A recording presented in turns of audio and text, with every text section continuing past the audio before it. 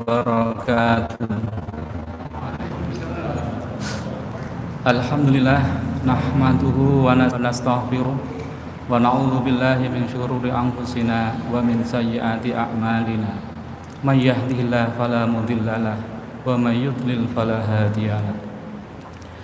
Wassalatu wassalamu ala nabiyyina Muhammadin wa ala alihi wa ashabihi wa man tabi'ahum bi ihsan ila yaumiddin. Rabbi shrah li sadri wa yassir li amri wahlul 'uqdatam min lisani yafqahu qawli. Amma ba'd. Jamaah Masjid Al-Jihad Situbondo yang dimuliakan Allah Subhanahu wa taala. Mari kita panjatkan puja dan puji hadirat Allah Subhanahu wa taala, sebab sampai detik ini kita masih dikasih amanat berupa umur, yang dengan umur itu kita bisa memperbanyak amal kebajikan. Mudah-mudahan setengah jam ke depan aktivitas kita dicatat sebagai ibadah yang kelak akan kita nikmati hasilnya di yaumil hisab. Amin, Allahumma amin. Jamaah sekalian, insyaallah hari ini pertemuan yang ketiga kalinya. Yang di pertemuan pertama kita telah membahas tentang thalabul ilmi. Yang kedua kita telah memetakan gambaran kehidupan kita di dunia ini yang waktunya insyaallah tidak lama. Nah, yang ketiga ini kita ingin memaksimalkan kehidupan ini dengan cara setiap amalan kita itu nanti akan berpahala. Maka kata kuncinya adalah niat. Sebab semua amalan itu nanti tergantung niat kita. Niatnya baik, insya Allah jadi baik. Perbuatan baik, tapi kalau niatnya tidak baik, maka menjadi perbuatan yang sia-sia. Jadi insya Allah kita akan membahas tentang niat yang hubungannya dengan ihsanul amal, yaitu amal yang terbaik. Ayyuhal hadirun rahimakumullah, kita ini manusia, sama dengan makhluk ciptaan Allah yang lain. Kalau kita kenal yang namanya harimau, ada gajah, ada lebah, atau makhluk yang lain, Allah beri keistimewaan setiap makhluk tersebut bermanfaat bagi manusia. Kalau lebah mungkin ada madunya yang dikeluarkan dan itu bermanfaat untuk manusia. Sehingga kita dapati peribahasa atau sebuah ungkapan, kalau gajah mati meninggalkan gading, kalau harimau mati meninggalkan belang. Nah, manusia mati ternyata meninggalkan nama. Nama itu bisa nama baik atau nama buruk. Sebab secara fisik kita, apa yang kita keluarkan dari tubuh kita itu semuanya kotor. Mari kita buktikan. Dari tangan kita, itu di ujung kita ini ada kuku. Kuku ini kalau kita biarkan, tidak kita rawat tiap minggunya, mungkin ada kotoran. Dan itu kotor. Di rambut kita itu nanti akan keluar yang namanya ketombe, dan itu tidak ada manfaatnya sama sekali bagi manusia ataupun makhluk yang lain. Ketombe hanya bermanfaat bagi pabrik sampo, sebab gara-gara ketombe banyak pengusaha sampo yang sukses. Tapi secara kasat mata itu tidak ada gunanya bagi makhluk yang lain. Di antara tangan kita itu juga ada yang namanya, mohon maaf, ketiak. Itu juga keluar yang namanya semacam air. Itu juga tidak bermanfaat. Begitu pula dengan di hidung kita itu keluar cairan yang tidak usah diteruskan ya, jenengan sudah paham sendiri gitu ya. Siapa yang mau? Itu tidak ada yang mau. Bahkan kalau itu keluar, kita segera pergi ke dokter kan, karena ada indikasi itu sakit kita. Terus begitu juga yang kita keluarkan dari mulut kita, ludah, itu juga kotor. Buktinya apa? Tidak ada orang yang mau menerima ludah kita itu. Begitu pula dengan di tengah-tengah tubuh kita itu, baik yang depan maupun belakang, itu kalau keluar itu juga kotor. Yang di depan pun, mohon maaf, cikal bakal kita meskipun tidak najis, tapi tidak ada orang yang mau menggunakan itu. Dikasih gratis pun tidak ada yang mau. Bahan baku kita itu dikasihkan gratisan, tidak mau. Kenapa? Karena tidak ada manfaatnya, kecuali kalau kita salurkan pada yang berhak, dan nanti Allah kasih rezeki berupa turunan. Begitu pula dengan di kaki, di ujung kaki kita ada namanya apa itu, kalau bahasa Jawa itu yang hitam-hitam di sela-sela kuku kaki itu juga tidak banyak orang senang kalau di kukunya, di kakinya ada hal semacam itu. Nah, kalau demikian gambarannya fisik kita, tubuh kita ternyata tidak ada yang bisa dimanfaatkan oleh makhluk lain. Kita masih kalah dengan lebah yang sesuatu yang dikeluarkan itu berupa madu sangat bermanfaat bagi manusia. Begitu pula kita kalah dengan kambing. Kalau dia gemuk disembelih bisa dinikmati orang lain. Tapi kalau manusia yang dikeluarkan tidak ada yang bermanfaat untuk manusia, kalau dia gemuk juga tidak mungkin kan? Maaf, disembelih kemudian dagingnya dibagi-bagi, tidak bisa kan? Nah, apa yang harus kita andalkan, harus kita usahakan sehingga kehidupan kita di dunia ini bermanfaat untuk orang banyak juga di akhirat kelak. Nah, manusia itu hanya bisa menimbulkan dua kebaikan.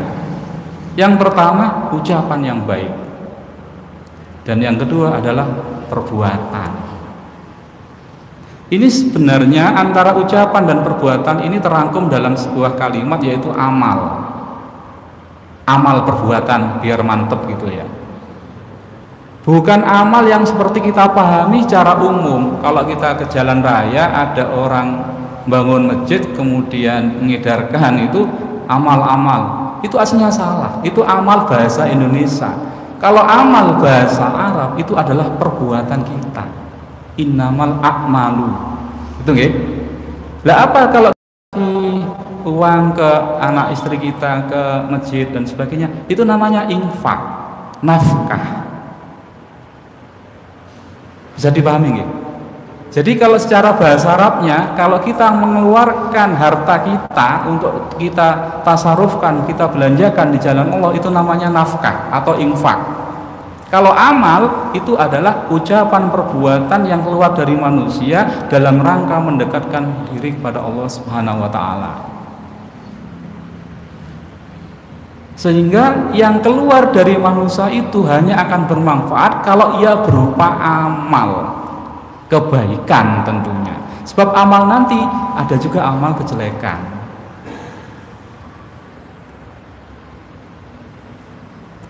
Ibnul Qayyim dalam kitab Al-Fawaid itu memberikan nasihat yang sangat tentang ikhlas. Sebab nanti amal kita itu akan diterima oleh Allah kalau salah satu syaratnya adalah kita ikhlas. Faktanya, kata Ibnul Qayyim, amalan yang dilakukan tanpa disertai ikhlas dan tanpa mengikuti tuntunan Nabi Shallallahu Alaihi Wasallam bagaikan seorang musafir yang membawa bekal berisi pasir. Bekal tersebut hanya memberatkan, namun tidak membawa manfaat apa-apa. Jangan pergi ke Surabaya, di tas ranselnya itu ada bekal. Bekalnya itu bukan uang, bukan makanan, tapi pasir. Kira-kira bermanfaat apa enggak? Enggak bermanfaat. Begitu pula dengan kita. Kita di dunia ini sudah capek-capek beramal, bekerja, menyiapkan semua perbuatan yang kita anggap baik, tapi di mata Allah itu dianggap perbuatan yang sia-sia, seperti pasir yang hanya memberatkan amal kita. Kenapa? Karena tidak dilandasi oleh ikhlas. Jadi jangan sampai amalan kita itu nanti tidak bermanfaat, malah memberatkan kita. Memberatkan bagaimana? Karena amalan kita itu pasti akan dipertanggungjawabkan di hadapan Allah kelak. Jenengan duduk kayak gini, itu nanti ada hisabnya. Jenengan duduk di luar sana, ada hisabnya. Sama-sama duduk, yang satu kajian thalabul ilmi, yang satu di depan televisi, beda sudah hisabnya. Gitu nggih. Kita berharap amalan yang kita kerjakan di dunia itu tidak berupa pasir yang memberatkan kita, tapi berupa emas yang bisa kita manfaat setiap saat kalau kita membutuhkan kelak. Nah, sekarang hakikat penciptaan manusia itu, manusia ternyata adalah makhluk terbaik. Meskipun tadi di pemukadimah itu manusia tidak ada yang dikeluarkan itu yang bermanfaat bagi manusia kan, bagi tumbuhan tidak ada, tapi ternyata kita ini makhluk terbaik. Kenapa? Karena kita punya akal. Malaikat yang tidak pernah bermaksiat kepada Allah itu masih kalah derajatnya dengan kita, karena malaikat itu hanya diperintahkan oleh Allah untuk taat. Dan ketaatan malaikat itu sudah disetel. Kalau kita ini kan bisa memilih, mau baik monggo, mau jelek ya silakan. Nah, akal ini ternyata hadirin sekalian sama Allah diberikan dengan tujuan untuk memahami dan membedakan potensi hidup kita. Potensi hidup kita itu nanti yang akan kita maksimalkan menghadap Allah. Apa potensi hidup itu? Saya ulang-ulang ini, yaitu taqatul hayawiyah, yang kita sebut dengan potensi hidup itu ada dua, kebutuhan jasmani dan naluri. Inilah potensi yang bisa kita maksimalkan kelak untuk mendulang kebaikan sebanyak mungkin. Kalau kebutuhan jasmani itu meliputi lapar, haus, ngantuk, buang hajat. Ini kita kan tidak jauh dari itu kan dalam kehidupan ini. Sehari semalam kita tidak akan mungkin terlepas dari ini, kebutuhan jasmani ini. Nah, nanti dalam kita memenuhi kebutuhan jasmani ini, caranya bagaimana? Itu yang akan menjadi ladang amal kita.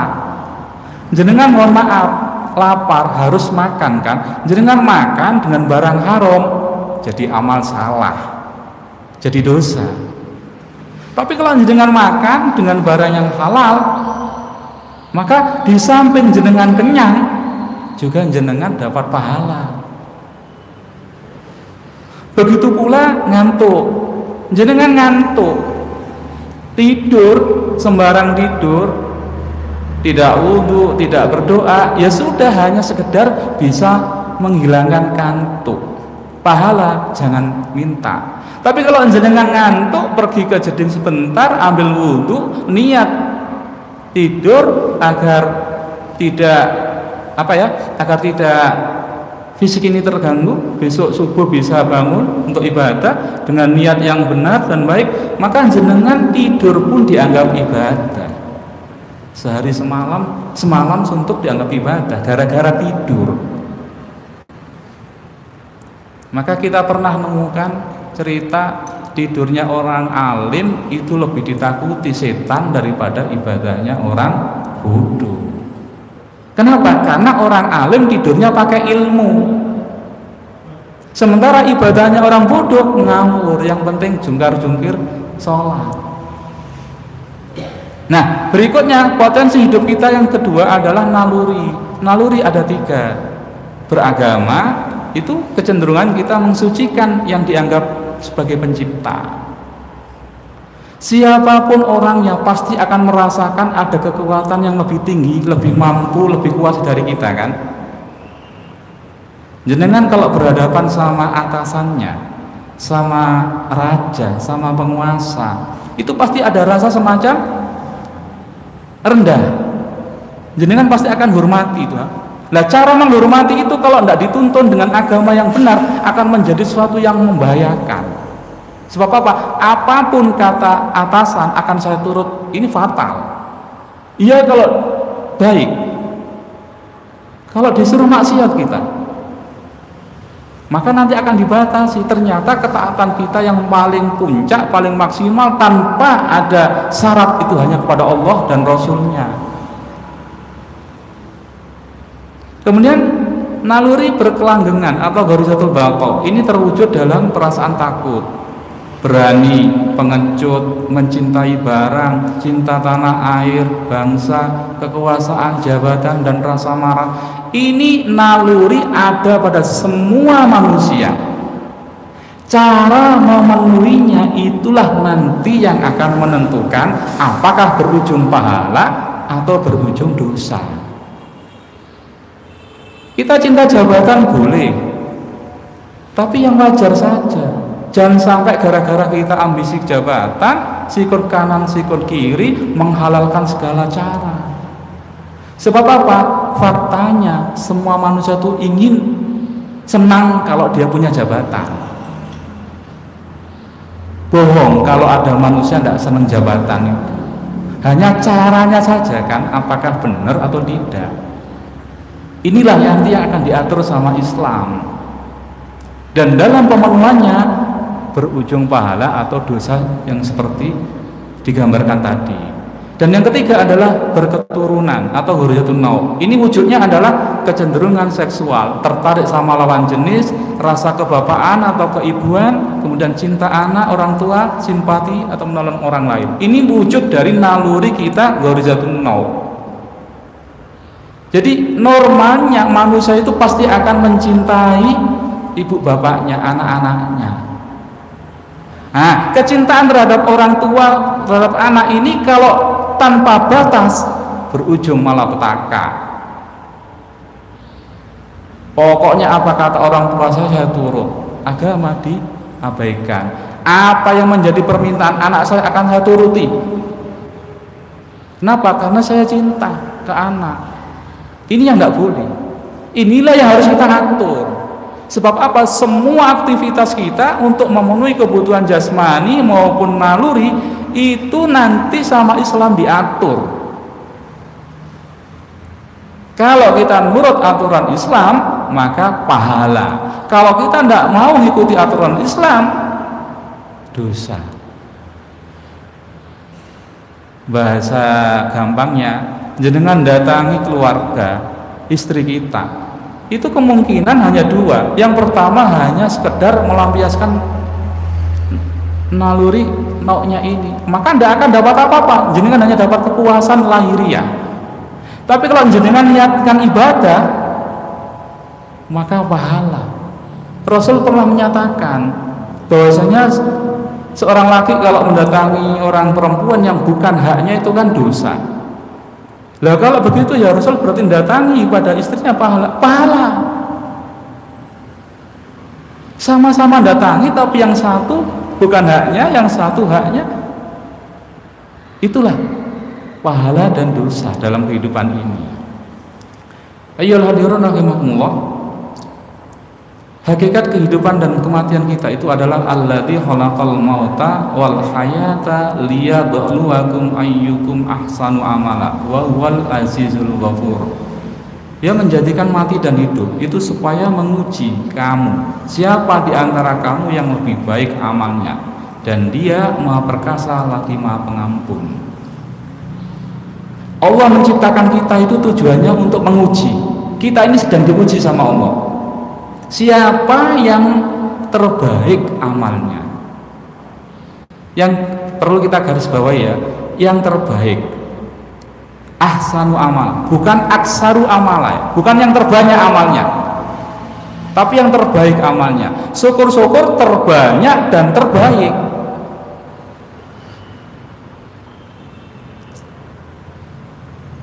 Untuk apa hidup di dunia ini? Inna ja'alna ma'alal ardi zinatan laha linabluwahum ayyuhum ahsanu amala. Sama, Allah jadikan semua yang ada di bumi ini sebagai perhiasan bagi manusia dengan tujuan apa? Untuk menguji kita.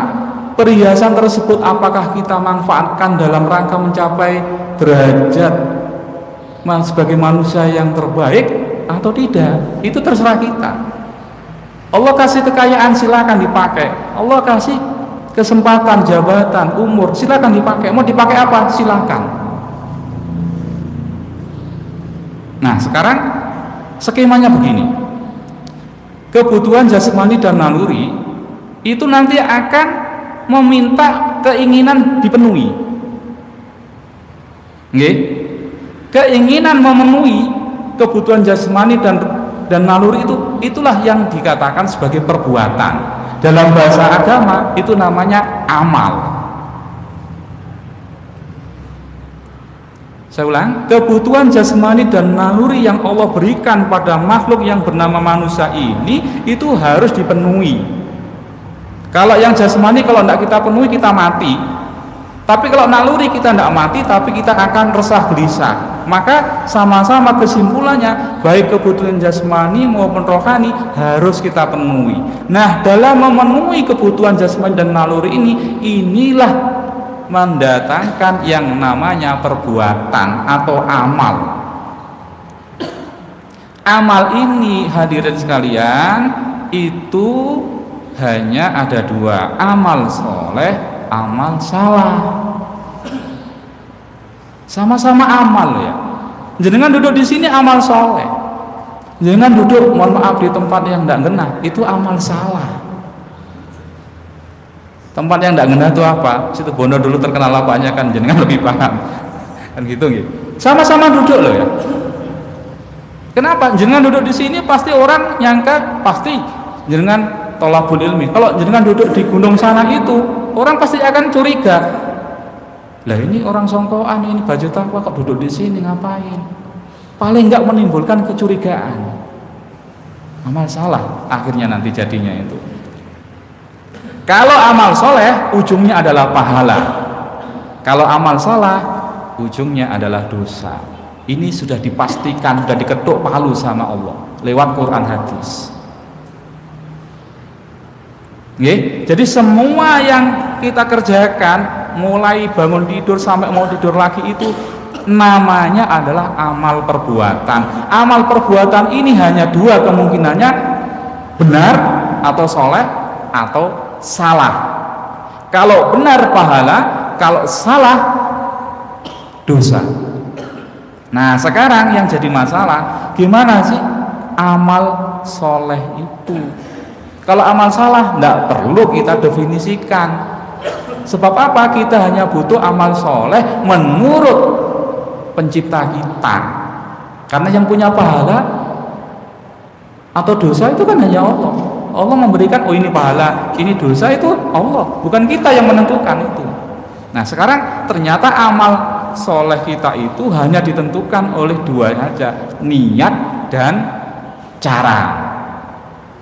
Jadi syarat amal dikatakan amal soleh itu adalah dilihat dari niatnya dan caranya. Kita lanjutkan.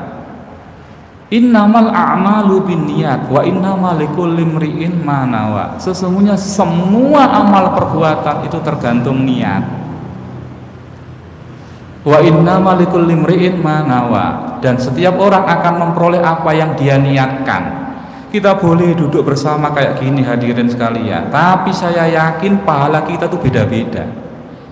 Ada yang jauh rumahnya, ada yang dekat, ada yang niatnya hanya sekedar untuk menghabiskan waktu nunggu isya daripada pulang jauh mending di sini. Baik itu dah. Ada yang memang tolabul ilmi, setiap malam apa ada kajian saya akan ngaji di sini, entah itu malam Selasa, entah itu malam apa. Niat itu udah menentukan.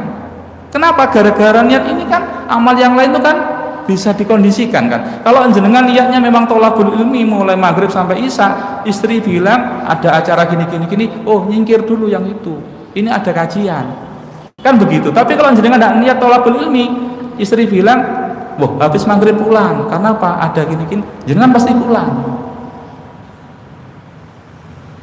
Jadi besar pahala kita itu ditentukan oleh niat kita masing-masing, dan itu beda antar manusia itu.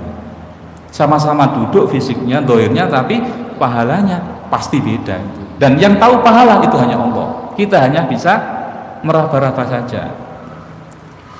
Abul Qasim Al-Qushairi mengatakan, ikhlas adalah menjadikan niat hanya untuk Allah dalam melakukan amal ketaatan. Definisi paling gampang ikhlas adalah menjadikan perbuatan amal itu hanya untuk Allah semata, bukan untuk makhluknya. Zunnun menyebutkan 3 tanda ikhlas. Yang pertama, tetap merasa sama antara pujian dan celaan orang lain. Jenengan dipuji, jenengan dicela itu sama, tidak mengurangi semangat.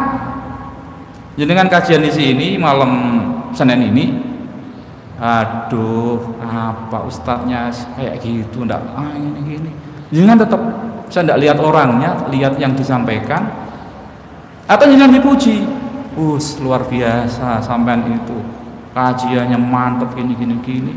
Tetap ndak ndak nekrok kepala kita, ndak membesar kepala kita, santai saja. Dipuji maupun dihina manusia tetap kita, itulah ikhlas. Jadi ngukur keikhlasan itu gampang sekali kita.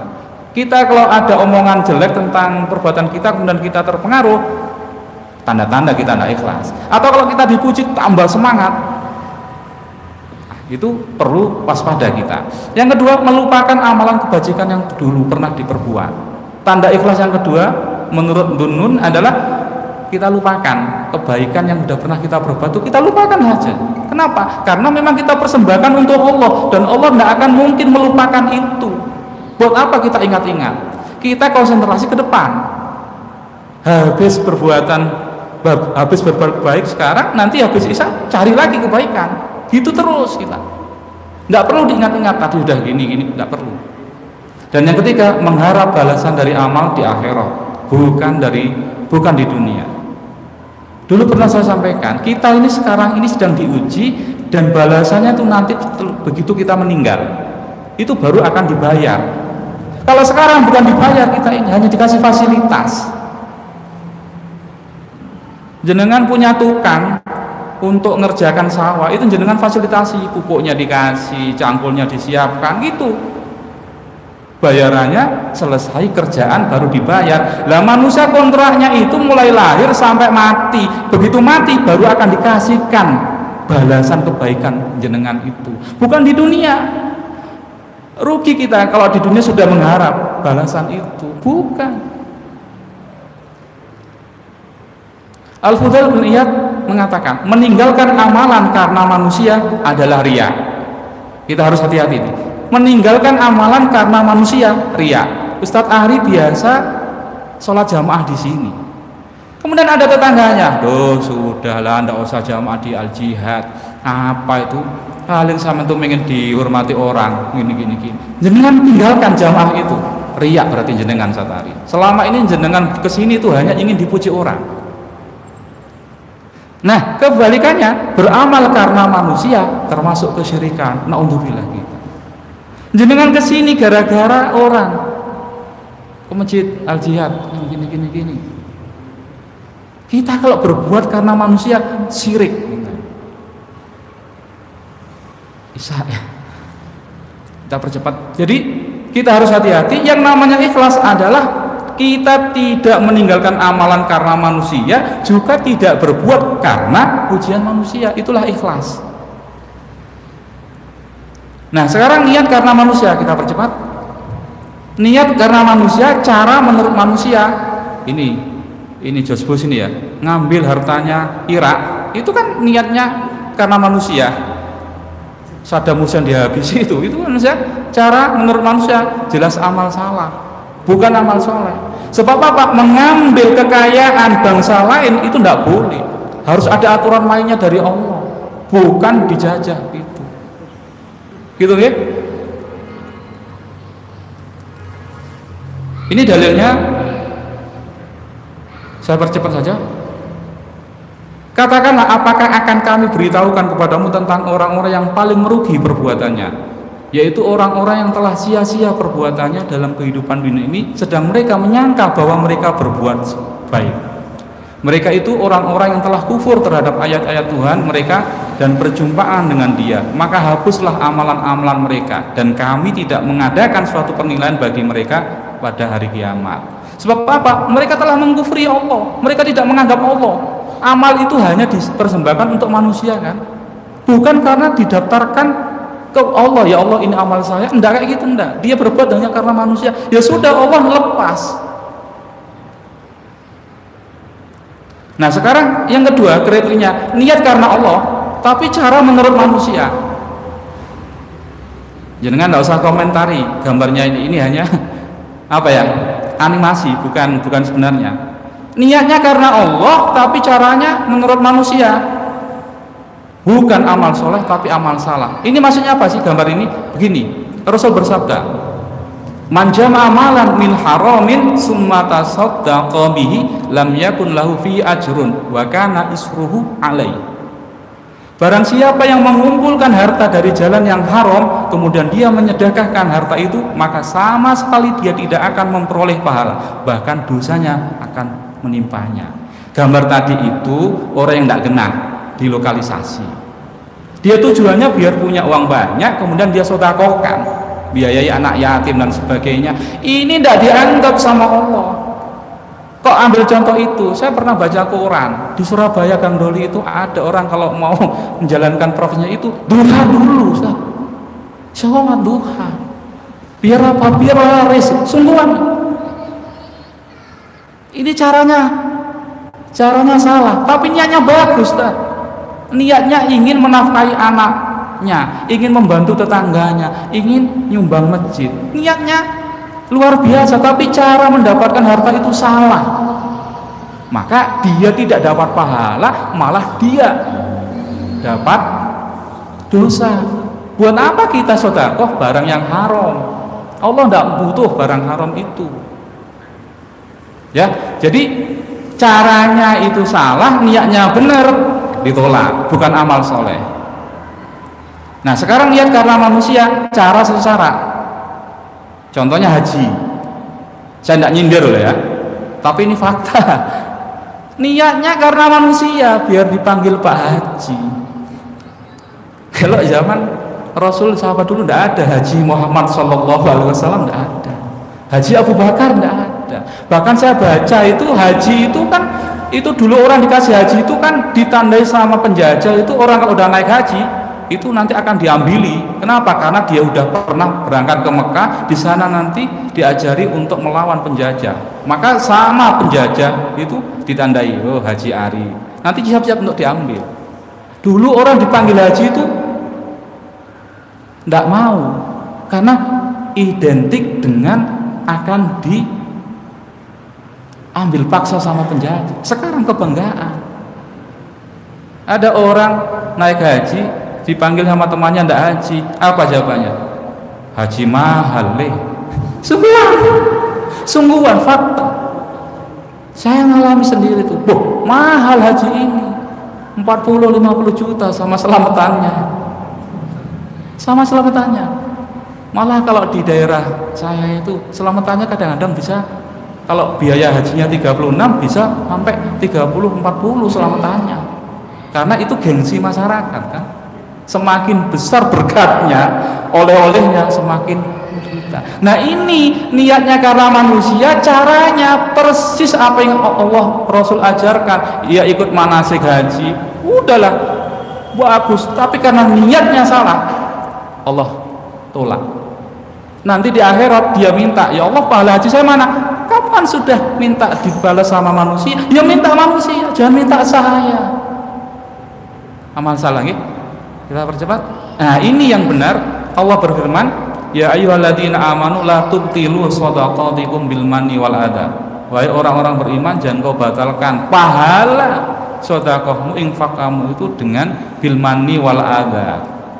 Apa manni wal adha itu? Orang yang menafkahkan hartanya karena riya. Gitu nggih. Saya minta waktu sebentar, selesaikan dulu ya. Jadi niat, nah ini yang benar, niat karena Allah, cara sesuai hukum syara. Inilah yang dikatakan amal soleh. Dia doa sesuai dengan syarat rukun doa, kemudian dia juga niatnya karena Allah di tengah malam, atau di kayak gini tapi dia tidak peduli kanan kiri, yang penting dia berdoa munajat pada Allah, jadi amal kebaikan, dia amal soleh. Atau dia ngepel masjid ini, dia tidak butuh pujian takmir, tidak butuh pujian orang lain, dia hanya mengharap pahala dari Allah, meskipun amalan sepele, tapi karena niatnya benar karena Allah, caranya benar, jadilah amal kebaikan. Bisa diterima nggih?